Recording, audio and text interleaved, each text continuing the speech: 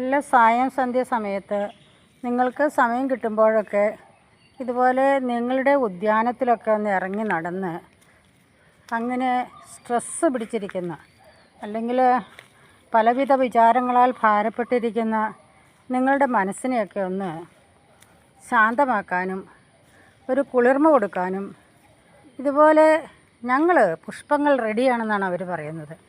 അവരെ കണ്ടോ, ചെത്തി അതുപോലെ ലില്ലി എല്ലാവരും നിറച്ച് പുഷ്പിച്ച് നിൽക്കുകയാണ്. വന്ന് ആസ്വദിക്കൂ എന്നാണ് അവർ പറയുന്നത്. അവരുടെ കൂടെ ഒരു കള്ളനിതാ വന്നു കയറിയിരിക്കുന്നു. ഇതെന്താണെന്ന് നിങ്ങൾക്കറിയാവോ? അത് കള്ളനാണെങ്കിൽ പോലും അതും മടിച്ചില്ല, അതും പൂത്ത് നിൽപ്പുണ്ട്. നിങ്ങൾക്ക് ആർക്കെങ്കിലും ഈ പൂവിൻ്റെ പേരൊന്ന് പറയാവോ? ഉണ്ടോ, ഇത് സാധാരണ ഇത്രയും പൊക്കത്തിൽ വളരാറില്ല. ഇതിപ്പോൾ അവരുടെ പുഷ്പം എന്നെ കാണിക്കണമെങ്കിൽ ചെത്തിയേക്കാൾ കൂടുതൽ ഉയർന്നു വരണമല്ലോ എന്ന് വിചാരിച്ചാണ് അവർ പൊങ്ങി വന്നിരിക്കുന്നത്.